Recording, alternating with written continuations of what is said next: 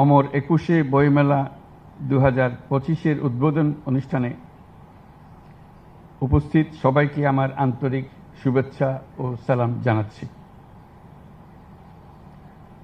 গত বছরের ৫ই আগস্ট ছাত্র জনতার ঐতিহাসিক অভ্যুত্থানের মধ্য দিয়ে জাতির ঘাড়ে দীর্ঘ ১৬ বছর ধরে চেপে থাকা স্বৈরাচারী সরকারের পতন ঘটেছে।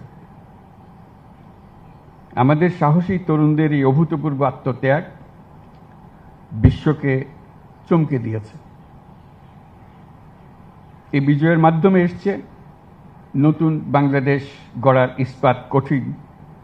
ইস্পাত কঠোর প্রতিজ্ঞা। আমি আজ গভীর শ্রদ্ধার সঙ্গে উপস্থিত সবাইকে সঙ্গে নিয়ে স্মরণ করছি জুলাইয়ের ছাত্রদের নেতৃত্বে গণ অভ্যুত্থানে যে সকল দুঃসাহসী ছাত্র জনতা শ্রমিক প্রাণ দিয়েছেন এবং নির্মমভাবে আহত হয়েছেন তাদের সকলকে।